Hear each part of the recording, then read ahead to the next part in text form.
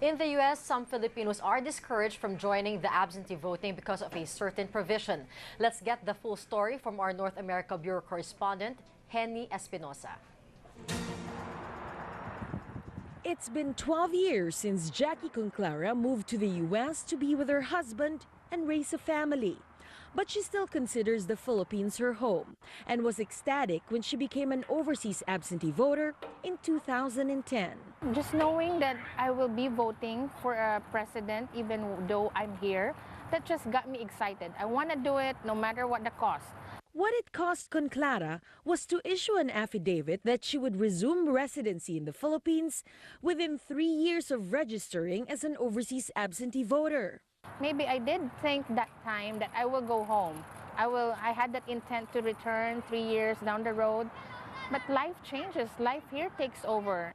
Despite failing to fulfill this overseas absentee voting requirement, Conclara decided to once again cast her vote in this year's midterm election in the Philippines. Philippine law requires a voter to be a resident of the Philippines for at least a year and in the place where he or she intends to vote for at least 6 months before the election.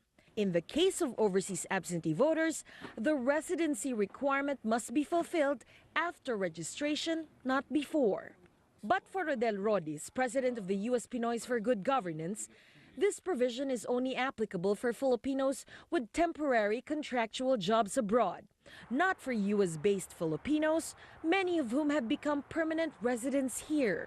Who in his or her right mind would register to vote only to risk being jailed? I mean, if you waited 20 years to become an immigrant to come to the US, are you going to then agree to return within 3 years with your whole family just because you have the right to vote?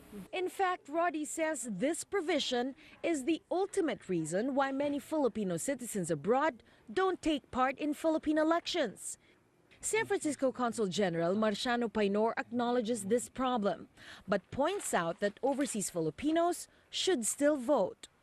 Up until this date, we have yet to hear a case filed against them just because they did not return 3 years after their vote. Even if you tell them, well, no one has ever been prosecuted, it doesn't matter. It has a chilling effect. After much lobbying from overseas community leaders, Philippine lawmakers voted to remove this provision of the law last February. The amendment has yet to be signed by President Aquino. So, as it is now, the provision stands. Henny Espinosa, ABS-CBN News.